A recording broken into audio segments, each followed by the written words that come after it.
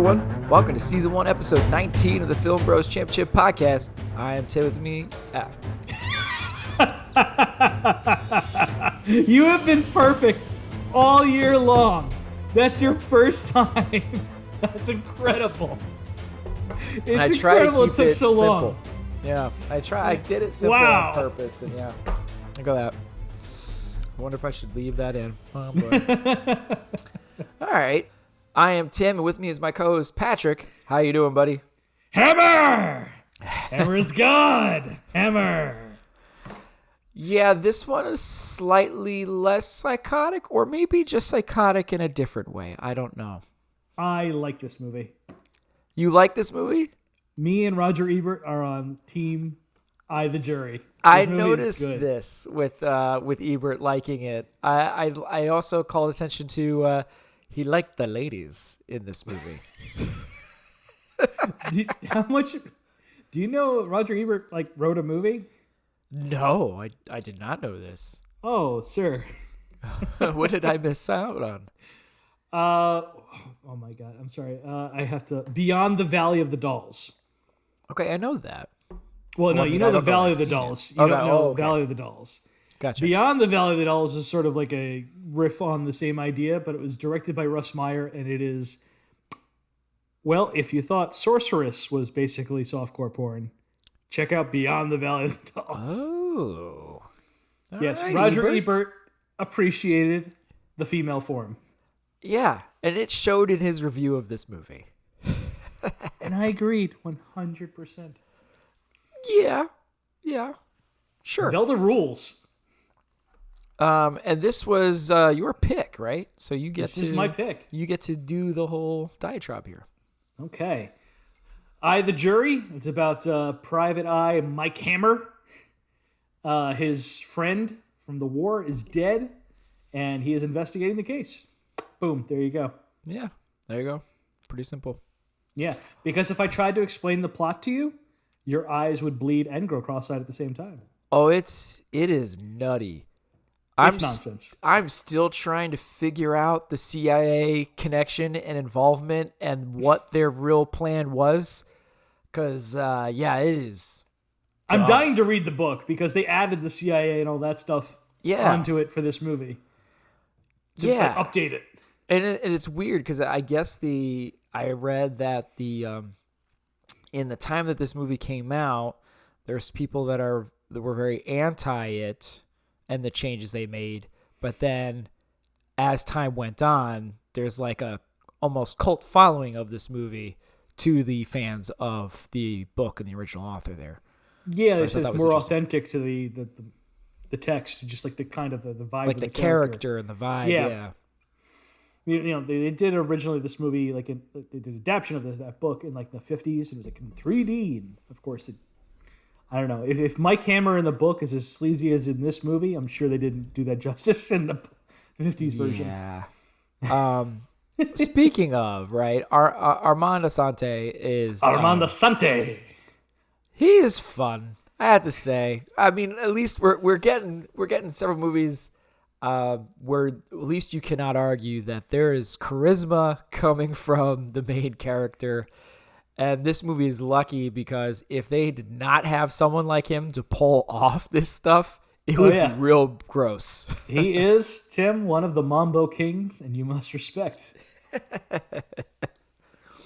So I guess we'll start with Hero here. Absolutely. Mike Hammer. And he's really bad at caring for fish. I love that subplot, that little running joke throughout the movie. Yeah, it keeps coming back. Yeah, it starts off. So, just a little quick rundown on who Mike Hammer is. He's a Vietnam vet turned private investigator who has an office in Times Square, which was a possibility, an affordable possibility in 1982. Yeah. He's a recovering alcoholic. He's cynical, sarcastic, and the ladies love him. And he loves the ladies. Very much so. Yeah, so much so that he knows not to get in a relationship because he can't be faithful. and the ladies love him so much, they're okay with that. Yeah. They wanted him to commit, but they're understanding and they do not run away and call him pig or anything. No. They're just like, oh, okay, maybe I'll try again later. I mean, you look into those big brown eyes and you're just like, sure. Yeah, sure. Why not? Yeah. Yeah. I mean, he's definitely a good looking guy. He's in shape, and he's pretty smooth. Like he's again charismatic. This was his first starring role. He'd just been side characters, and there was a split second where he almost got replaced early on in the casting process. The original director, sorry, I wrote it down and I've been drinking tonight and I completely forgot. Larry Cohen, Tim, your man who directed The Stuff, was originally wrote this movie and was originally going to direct it. And he casted Armando Sante and the producers. It was locked in, but then he saw a very young Bruce Willis and he was like, wait. There's something here, guys. So he talked to the producers and Bruce was like, nah, it's locked in. Can't do it. So he told Bruce, just keep trying. You're going to be huge. And Interesting. Yeah, it got moonlighting soon after that. Wow. Yeah. I mean, I understand that. I would understand that. Yeah. Sante's like good in this movie though. He is. So it's like my first no diss to him. exposure to Asante is Judge Dredd. Yeah. And as much as that movie is not good, no, I still really enjoyed parts of that movie.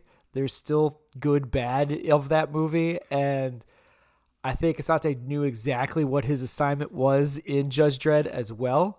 Be crazy. Yeah, just go for it. Just really blow up your eyes. Like he really goes wide-eyed for a lot of it. Yeah, Stallone's not allowed to emote in this movie, so we need you to extra emote. And that's yes. Armando Sante in Judge Dredd. It's like, yeah! And I dig it. And it blows my mind to this day that Max von Sydow did a movie with Rob Schneider. Just like, oof. Yeah. Anyway, back to I, the Jury. Yeah. So you got the opening scene, right? I love this. Like you and I. You liked how he hands the guy the dead fish? Even before that, man. Well, the whole scene. I don't know what's going on. I never read the book. I just watched the trailer. We weren't sure if we were going to include this, but the trailer made me think it was going to be action heavy, or at least going to have a decent amount of action in it. And there was. I was right. It's an action. Yeah. Yeah. But the opening scene, Hammer is barely paying attention to a client that is coming. He's more interested in his fish, which are dying on him. Yeah. And the client is going away on a trip and wants Hammer to check up on his wife. Classic private eye stuff. And he's bored by it. Yeah, he's just like, I'm not interested in you. Yeah. And then Hammer takes a look at a picture of his wife, and he's like, yeah, you're in trouble, buddy. Cut to Hammer in bed with the wife and on the phone with the client, assuring him that all is well, but squeezing him for more money at the same time. That is a hell of an introduction. It is. It kind of reminded me a little bit of a James Bond moment, too. Oh, there is some Bond influences in this. Yeah. But it's like rated R Bond, and we're like... Especially a few times, the way he kisses a couple times. Also, yeah. There's some more vibes. Sucking face. Yeah. Yeah. I think he's going to eat this girl. Yeah. I think that's exactly how I would describe this performance by Armando Sante. My man is eating. Oh, yeah. In this role. He's having fun. He is a bottomless pit. So then we get to the credits, and it's like this. It's a weird opening credits montage of just very weird black and white still photography, like publicity shots of it looks Armando like Sante. Something you'd see in the beginning of a TV show. It looked like TV show credits. Yeah. That's what's so weird. Yeah, it's I don't know. Yeah. Anyway, bizarre. Sorry, I had to point that out. It's just like, what? Yeah, no, totally. I wrote that down too. So Hammer is called in by the cops to a scene of his friend and associate PI being murdered. Hammer is distraught but committed. He's sad for a minute or whatever, or a beat, and then he starts doing detective work. Like, where was the arm? Where'd you find the arm? Because he's a one-armed man. Yeah. Later on, we find out that his PI friend saved his life. He went to go back and find his helmet and lost his arm in the process. That's weird, right? Isn't that a little weird? Don't you just get another helmet? I don't know. If you're in the middle of a giant fight, firefight, it's sweet of the guy to go back and get his helmet. I guess you got to go back into the shit to get a helmet. It just, I don't know, just seemed like a odd. Well, I'm sure he regretted it after losing an arm. Yeah. Anyway, of course, that means he's indebted for life. They're friends for life. It's so, and then he goes to his the friend's house to go and see his wife, who I guess has already gotten the news. Yeah. And she is fucking throwing herself at him before he can walk in the door. Fully dolled up and all She's over. in a negligee and she's like, sup. And he's really kind of whatever about it. And he's just trying to get questions answered. And then he he eventually reaches his point of, you see him getting frustrated. He reaches his point of snapping at her because he's so frustrated and mad that she's throwing herself at him, and almost blaming his friend for why their relationship and marriage isn't working or whatever. All right. And I forget what he calls her, but he I don't remember. I didn't he write snaps it down. something But he's ooh, like all you said, to his credit, he is pissed off. Yeah. So, but okay, all right. So this, it's a nice juxtaposition for the opening scene. He's a slut, but he's got some morals. He's got a line. Morals. He's not going to cross the line if he. It's all right. This is okay. I'm getting an idea of who this guy is. And then the next scene, Hammer's assistant is proposing marriage, and you said, he has to turn her down. It's I could never be faithful. But they kiss frequently throughout the movie. Oh, it's a very warm relationship. I'm curious if they're like you colleagues said, with benefits. There are Bond vibes to this. This is Bond and Moneypenny, but taken to a rated R level. Yeah.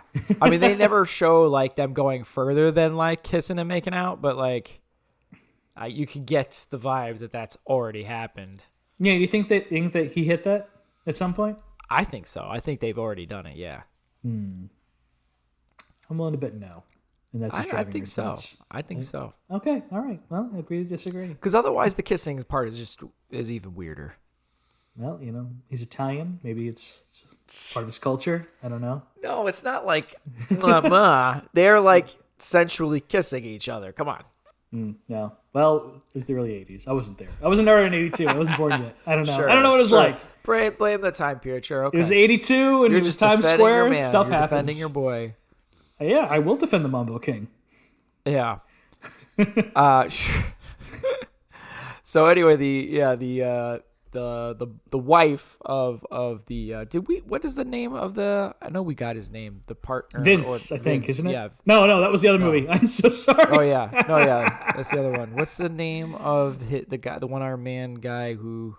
Oh crap, Tim, I didn't write it down. There's two different characters named Charles. It's a very confusing movie. He doesn't have a very long in the movie. Anyway, so the first time we meet him, he dies. His wife. Was John? Was it John? Maybe it was John. I don't remember. But regardless, the wife intimates that they had a sexual intimacy problem, and they were going to this newfound clinic where they were getting a sex therapy type of thing going on. And it sounds weird right from the start, and he's already suspicious and calling it basically prostitution. So he does have this fun, sarcastic kind of, low jab, quick, punchy quips about this thing, about this clinic, and he does it throughout the movie, and it's pretty funny every time he does it. Yeah, he's definitely having fun in this. It was Jack, by the way. Jack, okay. Yeah. Oops. I was closer. Well. Oh, well. I wasn't closer because I said Vince first. To be fair, I never gave it. You never said anything, so I lost some of the accounts. Anyway, so he goes to the clinic and he talks to the doctor. I really love when he rips the hidden microphone out from under the bottom of the desk, and he's like, "Oh yeah, you should go with Sony's. They're cheaper. Yeah, they work just as good." I was like, "That's cool. That was a slick move." Yeah, I guess it was a cool private eye way to know, okay, so the government is involved here because that's who would have had that expensive equipment. Well, maybe. Because I think that's what he jumps to. I think he's like, there's no way that this doctor is putting this kind of great equipment in her office. I didn't do that math yet because she looked like it was a very expensive place in New York that she was in. That's true. That's true. And she's got this whole like, and she's got a second set up somewhere else. Yeah, she's got a second clinic in upstate New York. That's where all the sexual surrogates are hanging out. Yeah, sexual surrogate. That is like some crazy stuff there. Yeah, we'll get to that. Yeah. How about Hammer drinking honey straight from the jar so he doesn't go back to drinking? Yeah. What is he's like honey a day, like keeps the liquor away or something? I think he was looking for like almond butter at first, and she's like, and Velda's like, I got you something better. And it's like a jar of honey, just like starts chugging it. Like, just straight out, just takes the top off and starts drinking it. It's just like, and I, don't get me wrong, I like honey. You know, I like to put it in my green tea and such because without it, it's dirt water. We've talked about that. And watching him just drink straight honey out of the jar made me just go, ugh, like that's too much. That's not pleasant. Yeah, exactly. It's little teaspoon's all you need. That's a lot of honey. For sure. That's just too much. But I guess it works because he's pretty good throughout the whole movie. He gets offered alcohol frequently throughout the movie, and he quickly just nonchalantly always turns it down. Always nonchalant. Yeah, he never makes a thing out of it. Which is interesting.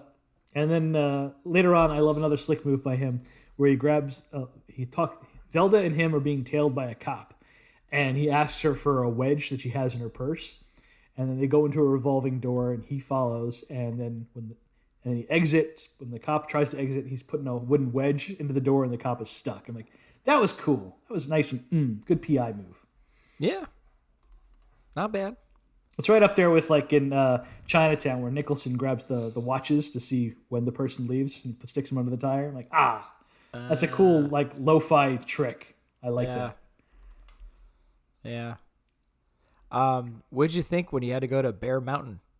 I got so excited. Me too. I got so excited. Like, Bear Mountain? No. And he even mentions West Point. Yeah, well, it's like, Tim and I grew up around there, and we went to Bear Mountain many times. Our aunt got married there. Yeah. We went to the sad zoo a few times. Yeah. Was no Bronx Zoo. No, it was not.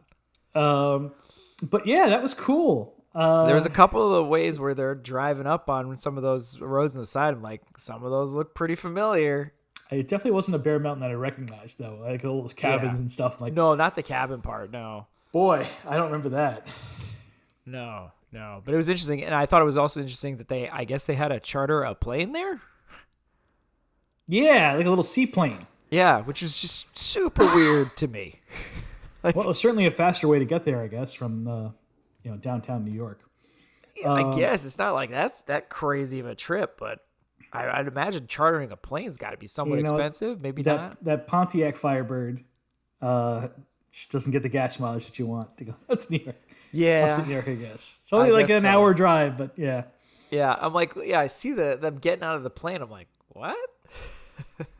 Yeah. To Bear Mountain? What?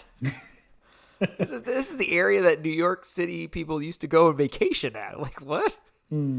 So he goes to Bear Mountain, like you said, to meet up with a friend who knew Jack. Yeah. And had possibly been working with him on something. And I forget guess exactly what the connection. Because his little lady, right, sees that he spent money on gas going that way or something. So Velda figured that out. Yeah. Velda's awesome. We'll get to her later. Yeah. The real best detective in this movie. And when he starts talking to the guy there, he's in a cabin. He's just drinking himself to death. And that's when Which that guy looked familiar, by the way. Oh, you've seen him. He's a great character. You've seen him. Yeah, I feel like he's like that guy that I've seen. Oh, he's definitely that guy. Yeah, Jeffrey Lewis. Jeffrey Lewis, yes. So, you know from, well, you wouldn't know him from that. Well, it's kind of funny. Yeah, he's in so many movies, and what they put him for known for is not ones that I like probably seen a whole lot, but there's definitely plenty of things here. Anyway. So yeah, he's got some funny I'm a drunk type jokes. And he gives them information on that he worked in intelligence, and there was a guy who was using drugs and tactics to turn Maverick. We know him from Maverick. He was the banker. Ah, yes. Thank you. You're welcome. Sorry, everyone. This is what we do. This is how we obsess. Yep. That is it. That is where I know. Maverick is a movie Tim and I watched on HBO almost religiously. Yep. Great movie. Yep. Anyway, he was yeah. the principal and the new guy. I like that movie. Okay. Well, anyway. Fair enough. So he's talking to him, trying to get information from him, when all of a sudden a bunch of black guys in black cars start chasing them down. And they're like, oh, jig's up. We got to get out of here. Yeah. And Hammer, like, MacGyver's his way into getting a car started with no gas. A truck started with no gas. Yeah, that was weird. That was cool. He puts a whole bunch of alcohol in it and lighter fluid for the engine. It's like, oh, Richard Dean Anderson would be proud of this move. This is good. I meant to like look that up. Like, is that even possible? Like, I was just like so confounded by it. Feels possible enough? Does All it? right, I let it go. Yes.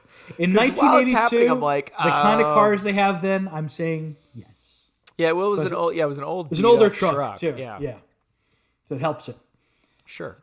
And we'll talk it lasts about a pretty long time on just that alcohol. That part less realistic probably, but yeah, and it was Bacardi, I think. yeah, he was pouring a lot of vodka into a lot of Bacardi. That was rum. Sorry, but anyway. Yeah.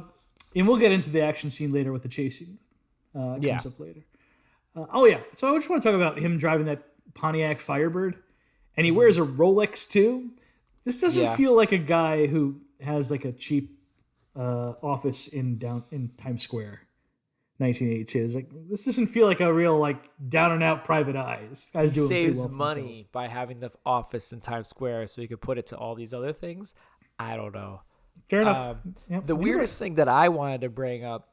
We never actually see where he lives, do we? In this movie, he's just in the office. No, just his office. And that's about it. So in the Bennett mansion place, right? He meets our twins. Oh, you're way fast forwarding. Yeah, I mean, are we going to go through beat for beat the whole movie? We're just on Hero. Well, right now. there's one other part that I love that he does too. Another cool trick go where for he it. tips off. Well, I forget exactly how. Because sorry, it's been a minute since I watched the movie. He figures out a mobster is involved somehow in this. Yeah. Because of the gun. Yeah. They trace the gun. He gets information from his cop friend, Paul Sorvino, who tells him that the gun is traced to this film guy. He goes to the film guy, and from the film guy, he finds out the gangster, Charles Galecki or something. Yes, and we'll talk about the movie set scene in action later. Yes. But he goes to the mobster, and he calls the mobster first and tells him there's a hit on you. You got to look out. And then he fakes the hit on the mobster himself to make the mobster feel indebted to him, to talk to him and give him information. I thought that was slick as hell. I like that too. I thought it was weird, to be honest. I mean, he kind of, well, we can wait for that for villain. So, but yeah, I don't know. I thought it was a little odd. Like, it was hard to follow what was going on there at first. It's like, what? Why are they going to talk to him? Anyway. But then he goes from there to the clinic afterward. He gets the information he needs. Yeah, the weird part with the clinic, right? So there's so much weird about that clinic. There's so much weird. But to focus on the hero part, I never really, I was like, okay, ladies man, ladies like him, all that kind of stuff, whatever, sure. But then the twin scene was just super weird, and how he basically gets them undressed and tells them to go such backwards, a weird scene. and like, oh, there's the mole or whatever, and it's just like, what is going on? No, like I said, it felt like a rated R Bond movie. Like, we're just pushing that envelope and making it even dirtier. Like, yeah, this feels like something Larry Cohen would have written. It was just a really, like, I felt like all the other scenes where he gets laid makes a bit more sense and it flowed a bit better. This one just felt creepy. Yes, but he does not sleep with the Sorcerer's Twin. That's true. Once again, to his credit. Yeah, I guess he's just like, I just want to see you guys naked in these positions, and then I get what I want, and thank you, and goodbye. It's just pretty like, much, yeah. Weird. Okay. No, he gets some information from them too, but yeah. Yeah, it's to go bizarre. talk to a different girl, which I can't wait to talk about her. Yeah, I hear you. At the hibachi restaurant? Yes, Oh my, yes. I probably had the loudest reaction to that part. So yeah, I love the scene with him first walking into the clinic, and he's like, "I'm here to see so and so. I'm here to see Dr. Bennett." And she's like, "Okay, would you mind waiting in the lounge for your appointment?" He goes into the lounge, and there's just a dozen women in Yeah. like velvet lingerie. Yeah, and they're all in the same outfit. It really does feel like he's showing up to the villain's lair in a Bond movie again. Big Moonraker vibes. Yeah. And they're all ready to bone. And Yeah. later on, we find out that they're all like sex surrogates for the people who are having issues sexually. And he's just he's smiling And he's about like, it. so they're all prostitutes, right? And she's like, well, That's basically what it is. It's just bizarre, but yeah. I love Hammer visiting the sex clinic Dr. Bennett at her own home. oh wait, hold on.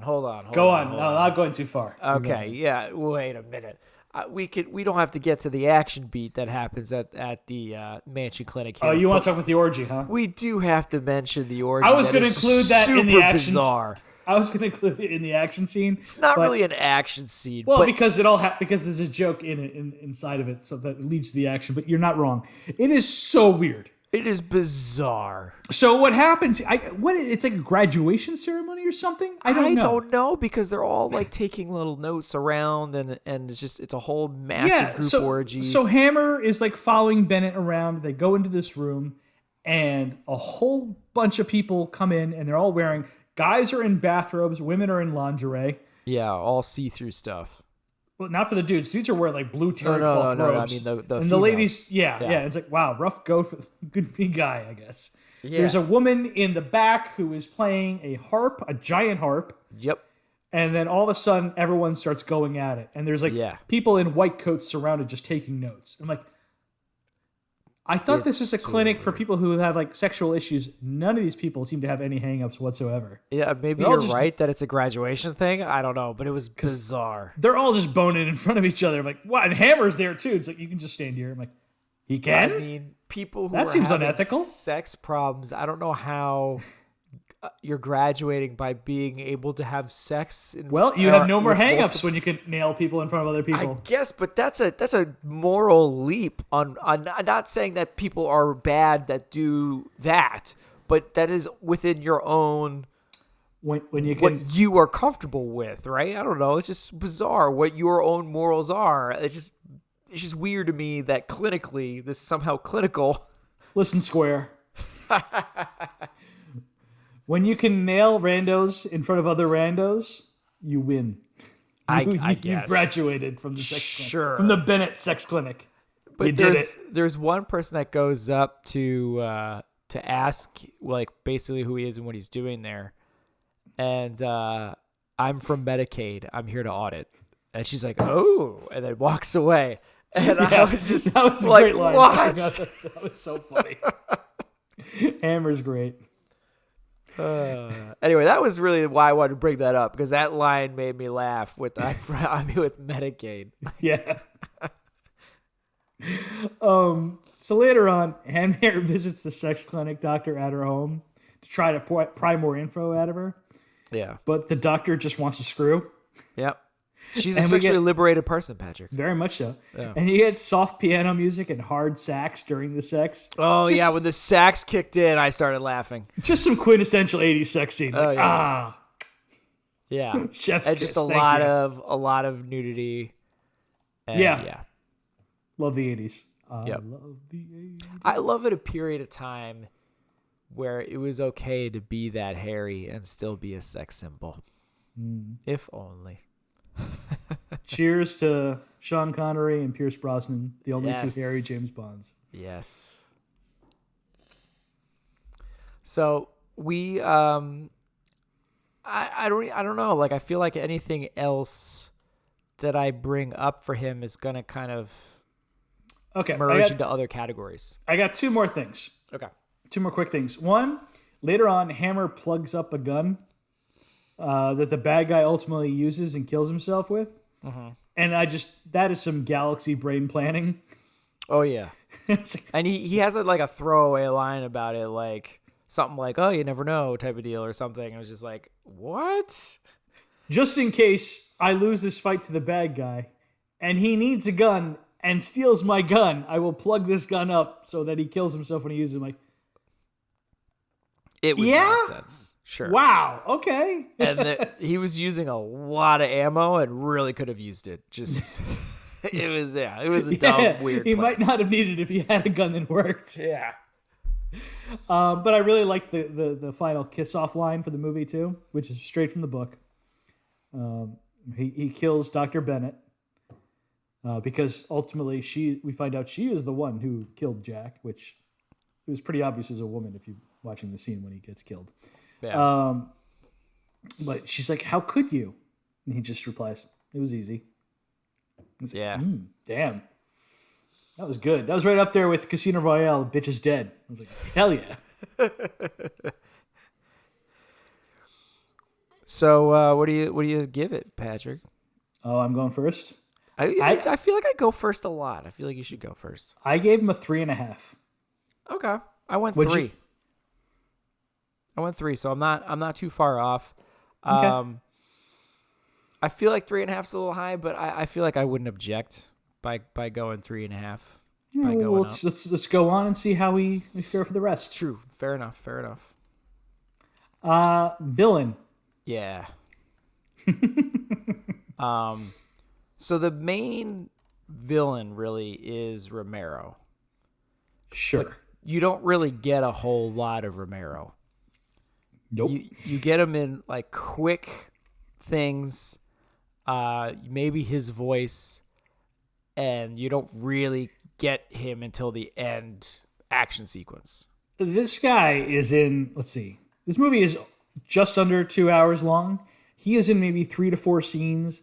I would be shocked if it added up to 15 minutes. Yeah. And in his most screen time is really an action sequence, so he's not doing a whole That and the talking. torture scene. But yeah, it's okay. So Romero, what we know about him is that he did mind control experiments in Vietnam. Right, trying to get Vietnamese to turn to their spies. And is continuing to do them with patients at the sex clinic. Right. I'm not sure why. So there's some underpants gnomes logic in this one. Like, yeah, because there's What's two conflicting things here, right? what's he doing? There's a lot of like assumptions made by some characters that the government is interested in this clinic because a lot of well-to-do people go there, and maybe and with all the recording devices, it's really just a way to gain secrets that could be helpful to the government. Sure. But then there's this whole other thing where he's doing it. Maybe it's like that's what he's supposed to be doing, Romero, and Romero's doing his own continuation of a side project that maybe he wasn't supposed to be doing. I don't know. But you have this whole other thing where he mind controls some repressed individual who I guess was lying about his name and information and everything. Another Charles, I think it was like Kincaid or something like that. Kendricks, there you go, Charles Kendricks, and they turn him into a serial killer, basically. Yeah. And so to do his dirty work, he's his henchman through the movie. Yeah, so then you get this whole other thing where maybe the government's using this because they like the idea of, and again, this never really comes from the villains themselves. It comes speculated from other side characters mostly. It's exposition given from a CIA agent, and you have to do some detective work to try to figure out and read between the lines. Yeah. And even then, it's like very unclear. It doesn't make any sense. Right. It's So apparently nonsense. The serial killer would be told to go kill somebody and do his serial killer thing, and it would be a government target. But because the person was killed by a serial killer and very much looks like a serial killer thing because he's got a whole serial killer motif and theme No one and all that suspects kind the of CIA stuff. or anything. Yeah. Right. They won't suspect the government. So it's like a way the government can take out people without ever being accused of it. But the government wants Romero out because he's gone too far in some way, and so they're using Mike Hammer to take him out. Right. Sure. But yeah, I don't understand why. No, it doesn't. Why make the sense. clinic then? Why was that necessary to Nope. program people? I'm sure there's a lot easier ways to do that. I don't know. So, Yeah. so not like it just doesn't make sense. None whatsoever. It's bonkers logic. It's really nonsense. And so it's just weird too that you got like these two different things going, because I think earlier you're getting the ideas that maybe it's a claiming secrets, and then that's kind of dropped later, and it's more about this serial killer thing, and it's gobbledygook. Like, I'm dying to read the book, but like supposedly all the CIA stuff was just wedged in to make it seem more relevant for the 80s. So I'm willing to bet it's just like the more basic plot of like, okay, yeah, sex clinic, framing rich people, that's it. That I'm betting. I haven't read it yet. We'll see. Right. I want to read it. So do you think the serial killer thing was added into? I bet you he was like somebody who worked for like the mob guy who owned the sex clinic or something. Right, We'll see. maybe. But let's talk about the serial killer, Charles Kendricks. Yeah. You recognize him? Yeah. I've seen him in a few things, and Sure. now I'm drawing a blank because I already looked this up. And His name is Judson Scott. Yeah, Wrath of Khan. That's what it was. Yeah, he was the only person on Khan's crew who got to talk. Yes, because he's the one that like came up to him at the end. Basically, it was like, we have to abandon ship. Well, he's also telling him like, you've won. You have a starship. You can go anywhere. You've already beat Kirk. And he's like, no. Yeah. He tests me. Anyway, I really like him. He played a really good crazy person. Yeah, well, not only is he great in those scenes in Star Trek 2, he's great in this. He's genuinely kind of creepy. And Oh, yeah. Oh, for sure. And charismatic at the same time. Like, you don't want to take your eyes off him when he's on screen. Well, he's got a great smile and everything. So And he looks almost skeletal in his features, too. He's like very sharp cheekbones and just like, Because you do see him in a couple of scenes, especially when Velda's following him. You see him kind of like out in a normal life, and he does seem like a very normal, charming person. Kind of like the old, sometimes you never suspect who the serial killer really is type thing. So that part was good, right? And then really did flip a switch with how kind of creepy he got, and tell me you love me. yeah. And he only kills the girls until they make a believable "I love you" statement, and that's when he goes for the kill. And of course, they have to have a red wig on and really weird makeup on. Really bad makeup. He almost looks like he could be related to William Fichtner. Who's that? The bank manager in The Dark Knight. Oh, I got it. I Cop can see and that. Go. Yeah. Yeah, He's I got can see that that. kind of jawline where it's Right. like, wow. A little bit rounder up top type of deal. Mm-hmm. Yeah, I get what you're saying. Yeah, more hair. Yeah. Peter Weller's got a similar. Yes. yeah. Yes. Yeah. I get what you're saying. But Kendricks, he ends up murdering the Sorcerer's twins, R.I.P.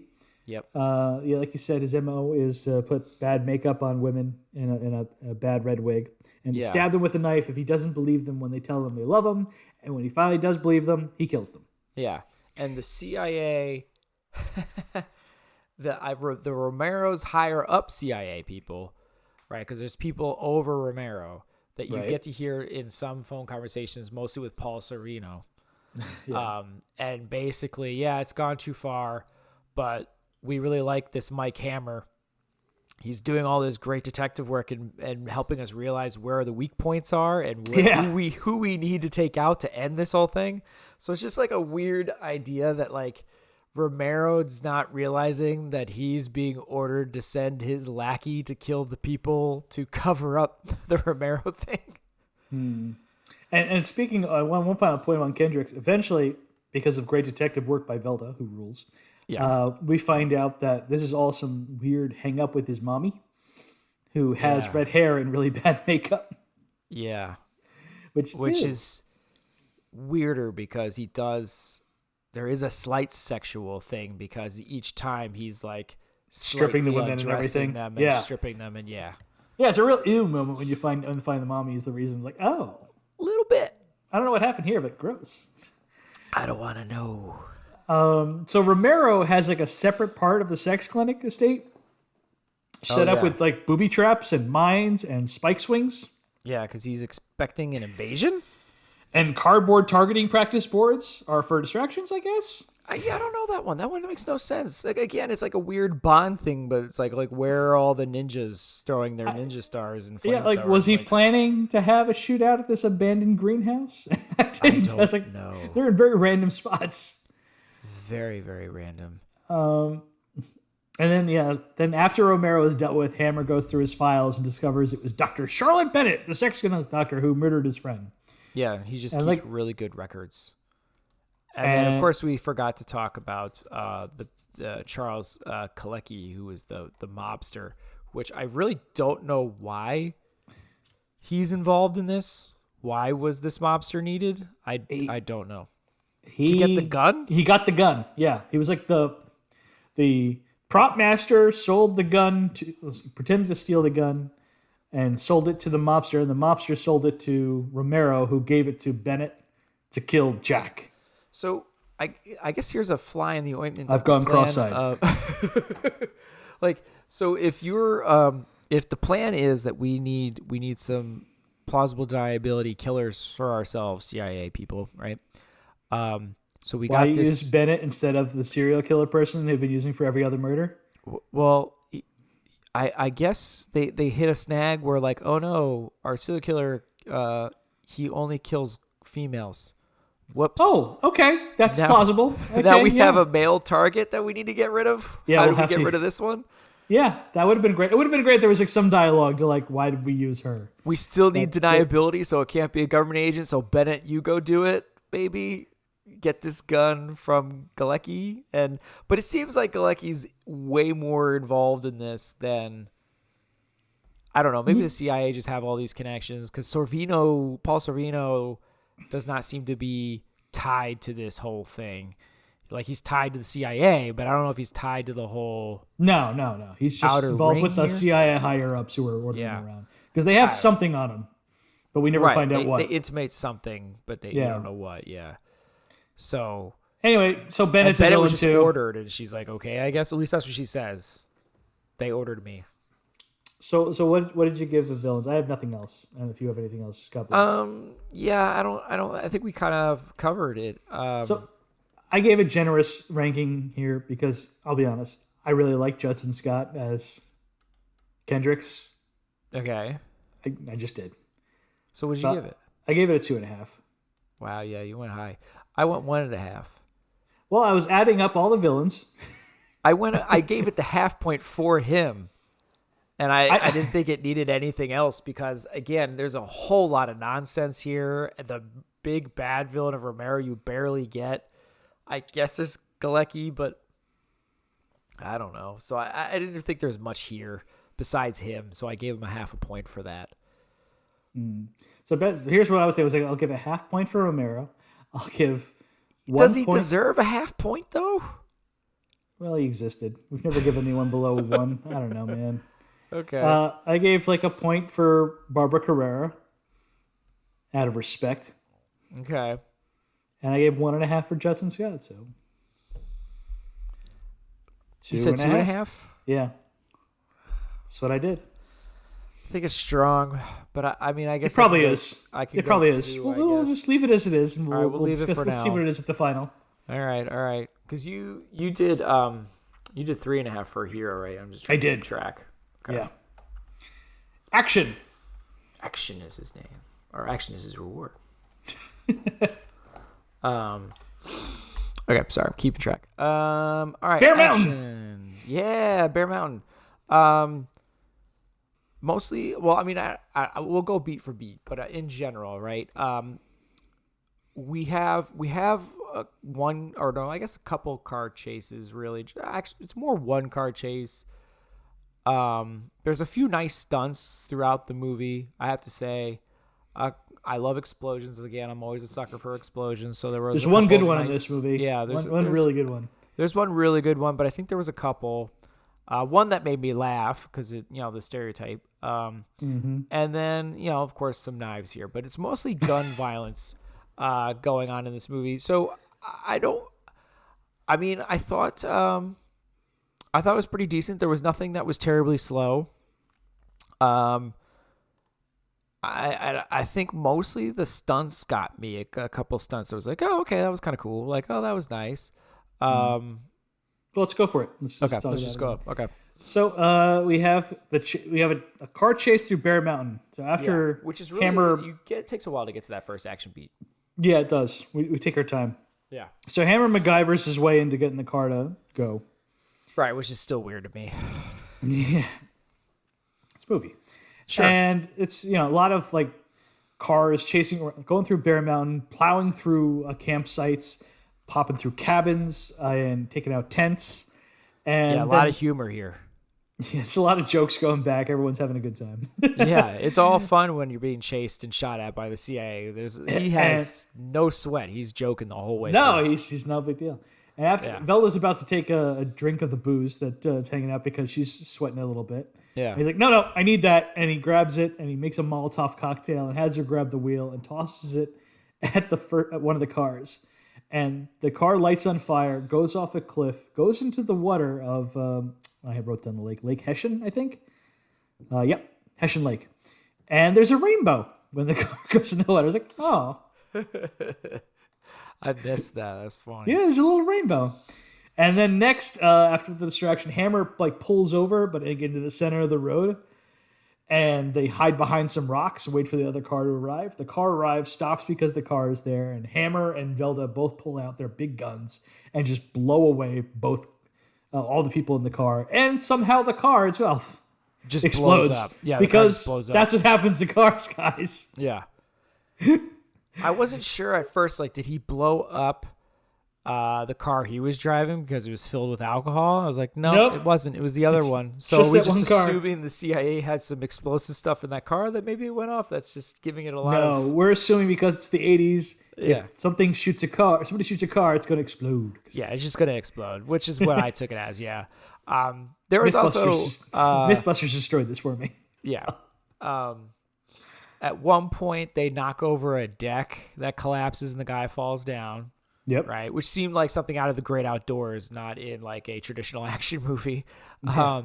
And then there's like another point where a tent gets knocked off, and it was a couple having sex, and they don't care. They go right back at it. Well, no, this movie's so horny. The dude cares. He sitting straight up, and she's like, come on back. Yeah, no, the girl's just kind of like, come back, honey, come on. Like, straight out of Diamonds Are Forever. Wait, was it Diamonds Are Forever? No, it's not Diamonds Are Forever. It's View to a Kill. Sorry. Same thing, which comes out later, so they stole that. Fair enough. Yeah. So the next bit is my favorite part. Okay. So, like we said, Hammer gets tipped off by Detective Pat that the gun used to kill his friend was reported stolen from a movie set. Yeah.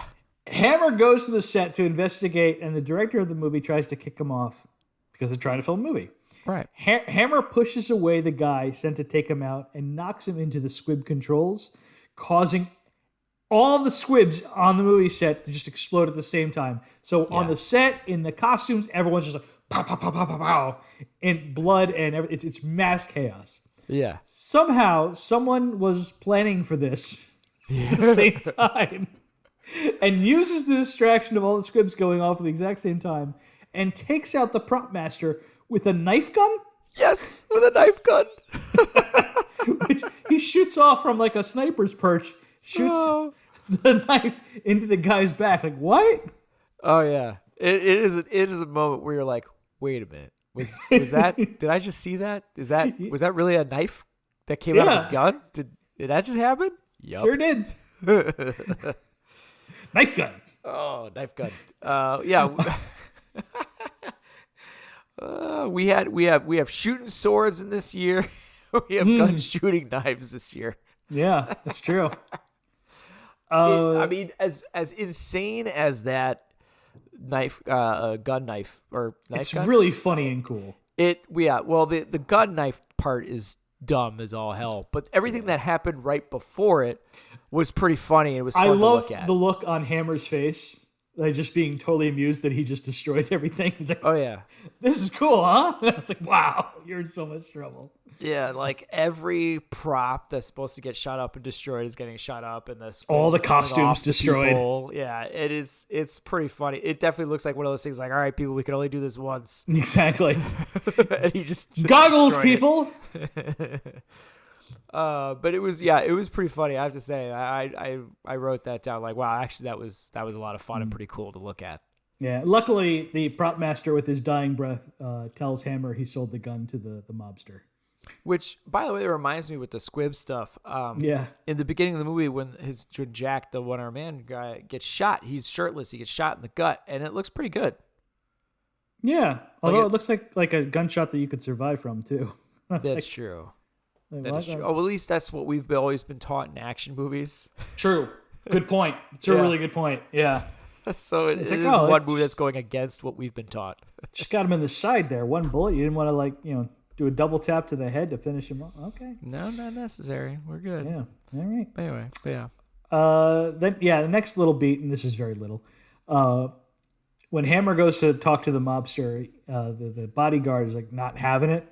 So when he goes to like pay the cabbie, at the same time he grabs the mobster's bodyguard's coat and shoves it into the cab. Yeah, slams the car door quick. And when he tells the cab that he's like giving him a dime for a tip, the cab's pissed off and drives away fast, which drags the mobster's bodyguard. And it's cool. That this part is cool. Like they like show legit, it. It looks he's pretty legit getting practical. dragged. Yeah. In a city street. Like it's But the best part, besides the guy getting, is the look on the doorman's face as he's getting dragged, which is just like. And you see him come back later. Yeah. Like after that, and he's like all destroyed and disheveled looking, and does nothing about it. Well, the mobster's like, "What the hell happened to you?" And they laugh at him. They make a joke. He makes a "You joke. putz." Yeah, exactly. Yeah. And then when he comes back for Galecki later in the movie, he like knocks the same guy, and his face goes into like a pie or something. It was a cake. I think it was a cake. It's like, oh my god, this it's definitely a lot of whipped cream. Yeah. On his face. Yeah. So the next bit I have written down here is Hammer can tell the difference between orgy screams and murder screams.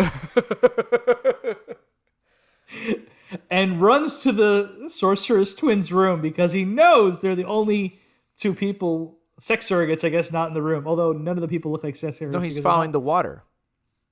He's what now? He's following the water. Bed that bleeds. Which is insane. Yeah. That is so much water in that water bed. It's an insane amount of water because the water is pouring all the way down to the first floor of this mansion. Yes, sorry. It's getting flooded. So he follows the water up and he sees footprints, and that's how he's able to follow where the twins are and where the killer ends up going.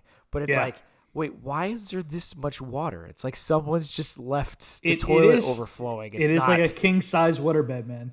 I guess. It's got to fit 4 people in there because sometimes the wife would be there and sometimes it would be just Jack. Yeah, that's true. This sounds like a great clinic. Oh, yeah. Which, by the way, that kind of reminds me, because eventually he does get the file here, I think, at the clinic. She shows it to him. On Jack. Yeah. Yeah, and he gets really angry about what it said about Jack, but we never learn why. He's just like, you didn't know that about him. Yeah. And that's all we get. Yeah, like, I know. I don't believe it. I'm like, that's the part that I want to know this more than anything. I don't know why. I who cares about this connection that makes no sense to the CIA and the whole villain plot? But I want to know what's up with Jack here. All right. My guess, it's 1982. Gay? And considering not only that, That's what but I was thinking. In love with Mike would be my guess. Oh, yeah. So that's there it is. Yeah, because they like stopped talking. Why'd he stop talking to me? Was mentioned, I think, a couple of times. Yeah. So I was kind of thinking it would be. But it's all just like guessing. Yeah. And I love that they would try to get a gay man to switch teams, I guess, with 2 Playboy twins. It's like, well, if you're not into ladies, here's 2 ladies. Maybe that'll do the trick. Man. I think it's a problem if you're doubling up on the thing he's not into. Why don't we have male surrogates? What's going on here? No, she says they do have them. We never see them, though. Which would have made more sense if he was gay. They would have had a guy and a girl there or something just to ease him you into would think things. you would But have no, to interrogate the male surrogate if he ended up with a male surrogate. You think? But no, that we can't actually show anything. It's only 1982, I guess. I don't know. I guess so. Not that. Anyway, so Hammer chasing after the Kendricks. This is like like you said, it's a chase scene, and Kendricks outsmarts him and gets away. I think he gets jumped from behind, and they fall down the stairs, and Kendrick is able to run away. And Hammer is kind of knocked out, thrown for the loop. Yeah. But before they died, the Sorceress twins were able to tip him off to another sex surrogate that Jack had seen. By the way, the Sorceress twins were terrible. Really? I thought they were better here than they were in Sorceress. I thought their acting was horrible. I think there's one who is passable and one who is awful. You might be right. I don't know. But ask me which one is which, and I could not do it. I couldn't tell you, but it was noticeable. Man, I think in this movie it's more glaring. You know what I mean? Because in Sorceress, there's everything is awful, right? You might be right. But in this movie, there's actually some good acting and stuff going on. It's such a weird scene in general, like you said, where he's getting them information but making them strip and pose for him at the same time. What the heck? Why would they even do this? They're not being paid for him. I don't know. Yeah. Maybe they're paid up front by the doctor. I don't know. Whatever. It doesn't make any sense. It probably took a really long time to make them say "I love you" in a believable way. Acting skills not good. So Hammer goes to talk to another sex worker at a hibachi restaurant. Yeah, or was it a sex worker, or was it? Oh yeah, I guess it was. She's a madam / sex worker. Okay. She runs something else that I think Velda actually. I'm sorry, I think Velda is the one who runs this down. Yeah, Velda does a lot of the detective work, but we'll get to that. Yeah. Yes, we will. So he goes to this hibachi restaurant to talk to this woman, right? Yes. And he's sitting down. And just as he's about to get all the information that he wants from her about Kendricks, the hibachi chef stops slicing up the steak, reaches over and just slices her neck out of nowhere, and boom, blood gushing everywhere.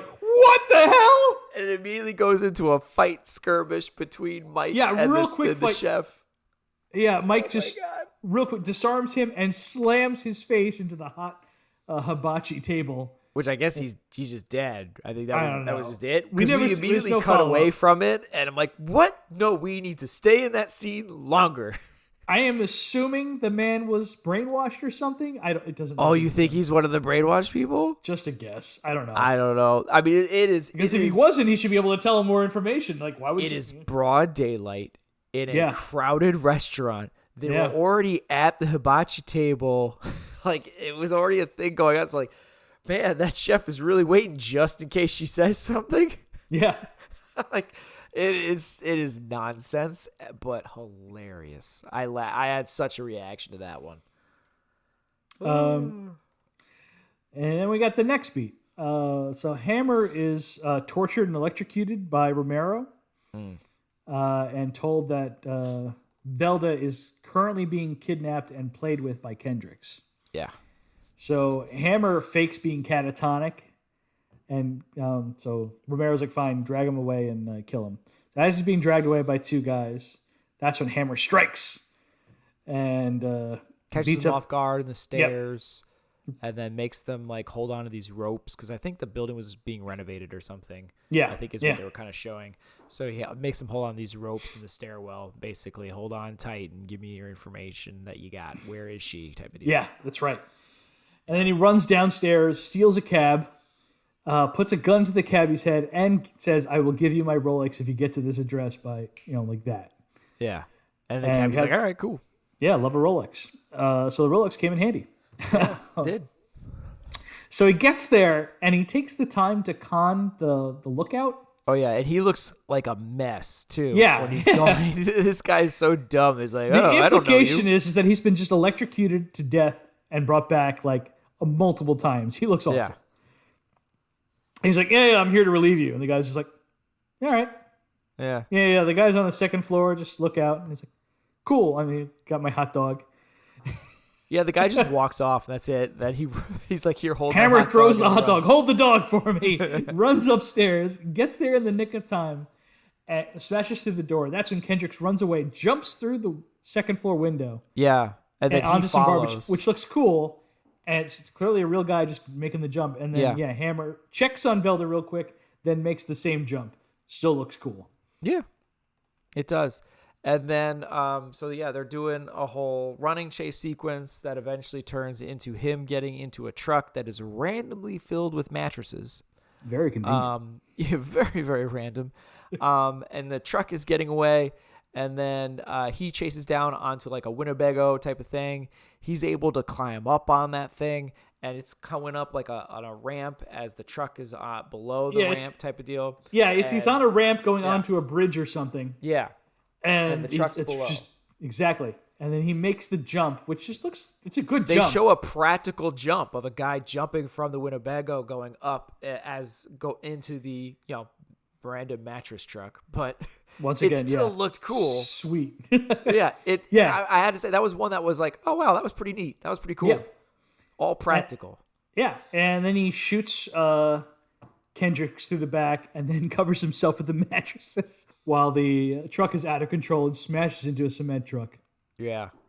End of Kendricks. Yeah, and he's getting covered in cement. Yeah, now that's when he gets Galecki to bring him to Romero, I think, right? And he chooses Galecki, I guess, because no. Oh, we forgot the Sorvino the cop part too. Yeah. Yeah, the cop tips him off that. What does he say?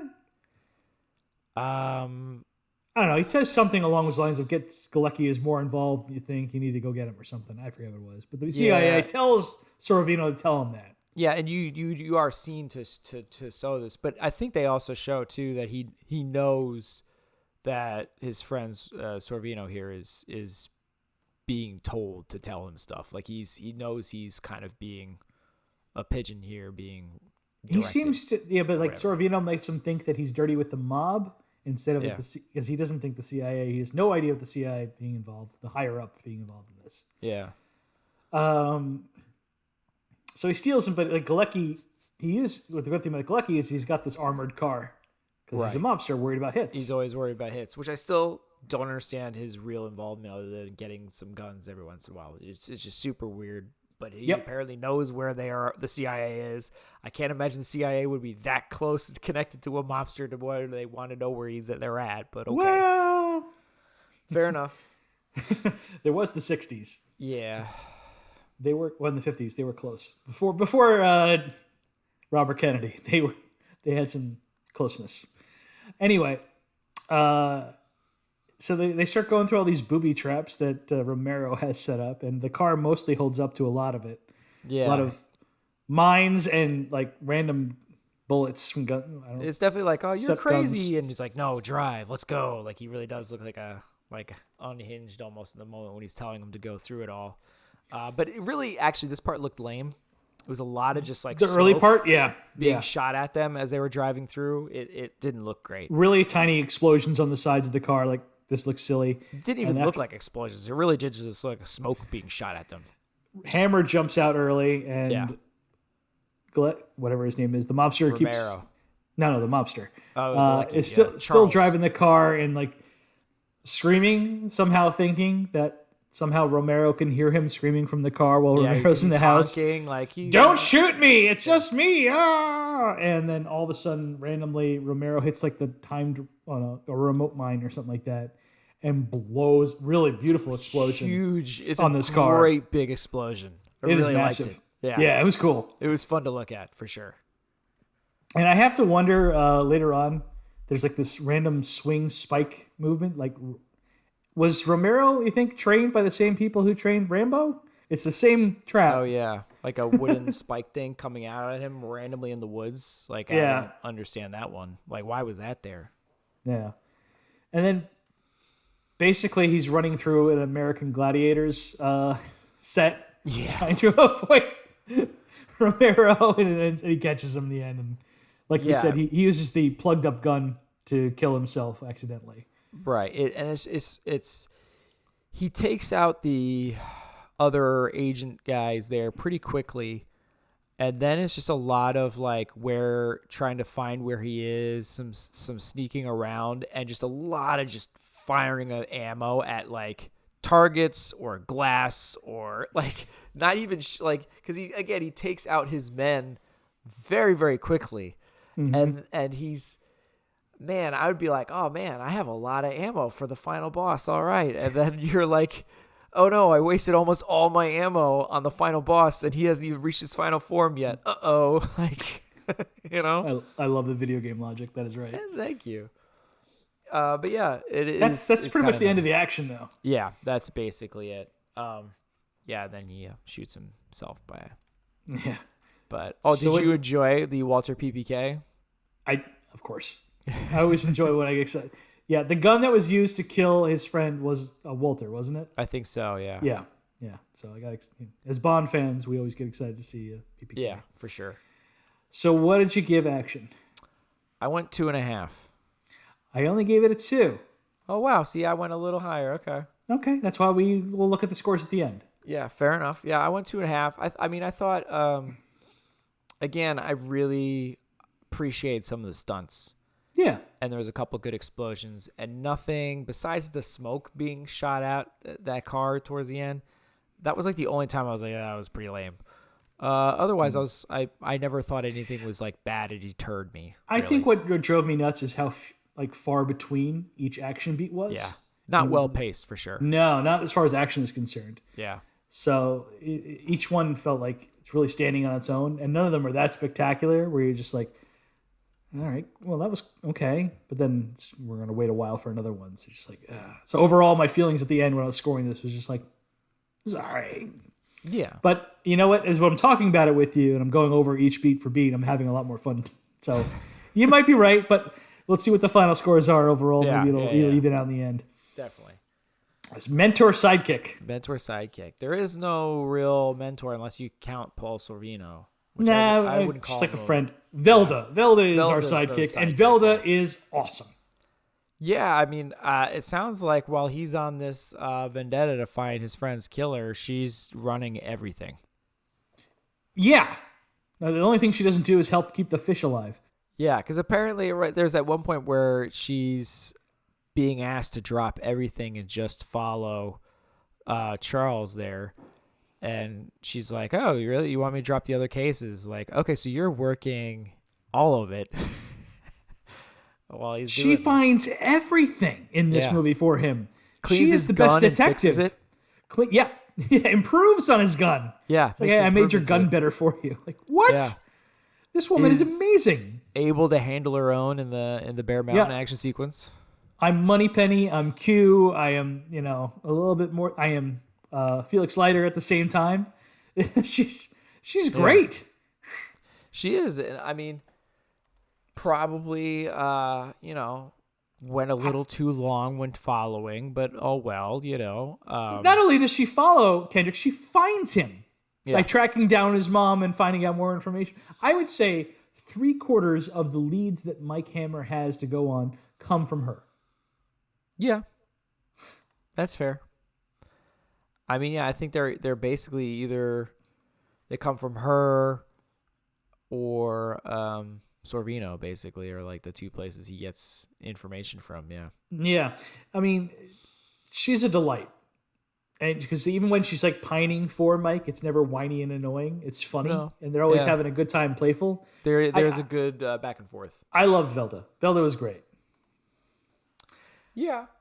Not a sidekick or a mentor, like you said, but a special shout out to Detective Platt, played by Paul Sorvino. Yeah. It's not a big part, but Paul Sorvino's a presence. He's great when he's in it. Yeah, he elevates any scene he's in. Like, yeah. Paul Sorvino. Why did he have a weird white patch in the back skunk, of his head? The skunk patch in the back? What was with that? I think that's just how he aged, and that's how the white came in, man. I don't know what to tell you. Man. So what'd you give Mentor Sidekick? I went a little low here. I mean, as much as she's very, very capable and all that kind of stuff. And good looking. Don't forget that. Roger would be upset if we didn't mention she's pretty lady. Sure. She's just she's not in it very much. No, the movie would be over too much faster. She's too competent. Yeah, I guess that's a good point. I actually just went 1.5. No, Yeah. 2.5. She's great. Yeah, I mean, I didn't think she was bad. I just, I think I gave her that the half point is like, I liked that she was very capable type of person. Well, this is what I love about okay, so when you have a sidekick, do you take away or do you add something? She added something. True. Is she competent or is she annoying? She's competent. Is she funny or a drag? She's funny. She's everything you want. She's just not in it as much as you'd like her to be to get a higher score. So Yeah. that's what I'm saying. Like she is like, she's halfway there. I mean, I could Plus definitely, Paul Sorvino. Well, I don't know if he's really counts as a sidekick, but I mean, No, I could that's Paul definitely Sorvino, so that's why I get to half point. So I'm like, I could definitely be convinced to at least go up to the 2. So what was your final score on this thing? I think I had a final. Hold on, let's see, because You definitely came out lower than me. I had an 8.5, 8.5. I had it at 10.5. What? And I have it over the Junkman. I have a new You have entry. it over the Junkman? A new entry into the top 5. Wow. I think that's a little high. It's, as nonsense as the plot is, it is a complete movie. It never bores me. It's got a very nice lead performance, and I think that it helps that we've been watching a lot of stinkers lately, so it definitely felt like true. A breath of fresh air. Well, I guess if I move points to where I said I could see myself doing it, that would make it tied with Junkman at a 10. Okay, I would still put this over Junkman. Man. I know. I mean, as much as I love the action in Junkman, you're right. It's a better movie. Yeah, it is. As a It's just- whole. it is. It's just, Junkman is just so cool with certain action that it was agree. doing. But you're right. I mean, everything else is Like, I would be sooner to recommend this movie to a rando than I would the Junkman. Like, I have to explain why the Junkman is great to someone first. Like, okay, so don't look for character, actors, or anything in this movie. You're just looking for explosions and crazy car stuff. That's why the Junkman's great. This, I can be like, this is a fun movie. Enjoy. Yeah. I can go with that. All right, I'm cool with a 10 and putting it over the Junkman. You've convinced Works me. for me. Thank you. It just hurts because I know the Junkman's special to us both. yeah, I mean, you're seeing something so unique when you're seeing the Junkman, but you're right. It lacks probably in all the other categories, and it just rocks with the action. And I, the Jury, is got some cool stuff, but definitely nowhere near action-wise is what you're going to see in the Junkman. But I think as a whole, all the other pieces is a much better movie, better film. So, yeah. I like that we still have, shockingly enough, Class of 1984 over it.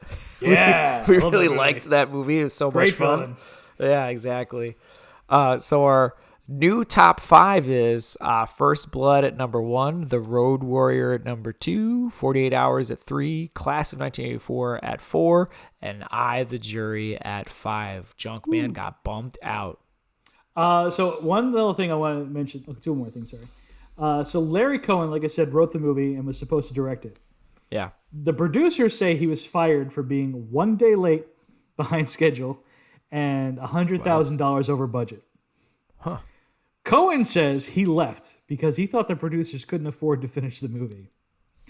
So he just ditched out. Cohen shot Q the Winged Serpent after leaving this and finished it before they finished that movie. Interesting. Cohen was probably right because the producers went way over budget in the end and had to sell the movie at a bankruptcy sale. Ooh. This movie supposedly finished with a budget of $11 million. That's almost $34.5 million with inflation today. Wow. And the worldwide gross is a little over $1.5 million. Oof. Almost 4.75 million. Yeah. So this is why this movie is only available on Blu-ray, can't be found streaming anywhere. It's basically been forgotten, but it shouldn't be. It's pretty good. It's not bad. Yeah. It's kind of weird because I guess I was expecting it to be bad, and I'm Yeah. like, I'm So was watching I, the movie, honestly. and I was like, do I like this movie? Yeah, you do. I feel like I kind of like it, and then that's what made me was like, well, let me check out the reviews, see what other people thought. Like, am I crazy here? And I'm looking, I'm like, Roger Ebert liked it, man. Like, 3 stars he gave it. I can't be that, but although there are some bad reviews for this movie too. But I was like, I can't be that wrong and off base if Ebert likes it, even as much as his review's a little ick. Well, I'll tell you what. Roger Ebert on this kind of movie is dependable. I wouldn't listen to him on any horror movie, him or Gene Siskel. Yeah. They're always wrong. But on this stuff, he's right. Fair enough. Shocker. Another shocker. I try to I want to look at each movie the same way that Roger Ebert did, except for horror movies, where he said like I am trying to watch it with the notion like, okay, what did you try to do? Who were you aiming this for? And I'm going to judge it based on that. Not like it's okay if the movie wasn't made for me. Right. And like that's how I try to watch movies. And yeah, go Roger. Yeah. So what's next week, Tim? We got 4 more options left. So I'm making a game time decision because I was sitting at my computer, I feel like, for a couple of days, and every once in a while I'd go and look and be like, okay, which one? And I could not make a decision because I know one we want to save for the last episode. So I feel like that's off the table. So I really have 3 options. Yep. And 2 of them seem like really bad options. And then there's one that I feel like because it was the one you were excited for, I feel like I can't pick it because that was the one that you were excited for. And I feel like I am really not a Clint Eastwood fan, so I really can't pick a Clint Eastwood movie either, which is going to be odd. I'm going to have to end up choosing one of these 2 movies eventually, but I'm going to put it off for a little bit longer, and I'm going to pick Battle Truck. I almost wish this was a video podcast. Yeah. Because you guys could see the look of Tim's soul leaving his body as he chose Battle Truck. It was a lose-lose situation. So sad. He is so sad. I really couldn't win, at least in the logic. I mean, really what I wanted to pick was the Challenger or the Challenge? The Challenge, yeah. Yeah, that's what I really want to pick, but I know that was like the thing that you were like, oh, I think I'm most excited about this movie in our intro episode. So I was like, okay, I feel like then he's got to pick it. So if you don't pick the Challenge next week, you're going to end up like forcing me to pick it, right? Or you end up forcing me to pick Firefox. Both movies, like I don't really want to be the one picking for different reasons, but No. I am very excited to have you be the one who chooses to watch and pay for watching Firefox, a Clint Eastwood movie. I'm really not going to enjoy that. Although I can't say that I'm super excited to be watching Battle Truck either, which I guess has got 2 different titles, which is weird.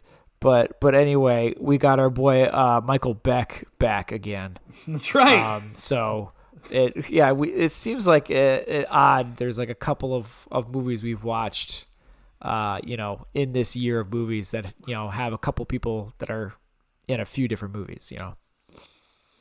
Dallas from Megaforce. Yes, him and his freaking Confederate flag awfulness, right? But I mean, he has had other stuff because isn't he the one from the Warriors too? Yeah, he's in there. Yeah, so I mean, I like the Warriors, right? I never saw Xanadu. I don't know if you did. I have not. I thought about it, but I've never pulled that trigger. Yeah. Oh, look, he was on 3 episodes of Murder, She Wrote. Oh, well, good for him. With your girl. Oh, Lansbury. The god. So, yeah, Battle Truck. Oh, wow, he's the star of frickin' Xanadu. Well, I mean, Olivia Newton-John's the star, but he's the male lead. Battle Truck, by the way, is on Plex, everybody. Yeah, Battle Truck. Or Warlords of the 21st Century. Right. I don't know how it's going to end up showing up, but sure. I'm sure you'll clue me in on that title change next week. So, or in 2 weeks, technically, for when people listen to this podcast. Next episode. Yeah. Let's go to that. There you go. Yeah, that's easier. Next episode. Yeah, no, this is another Roger Corman movie, Tim. Your second Roger Corman movie after Sorceress. Oh, wonderful. Okay.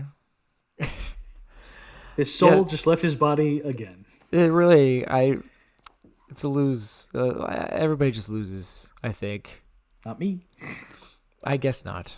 I think what's rough is if we do Battle Truck for next week and then you end up picking Firefox. So I just get brutalized for like 2 episodes in a row.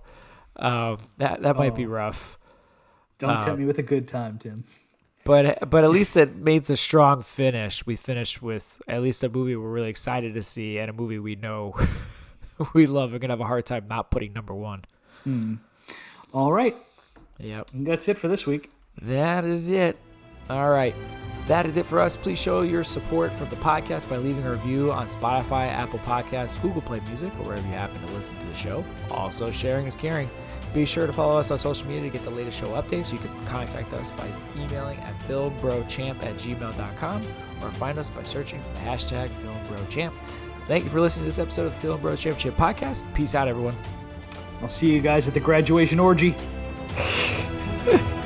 I'm with Medicaid.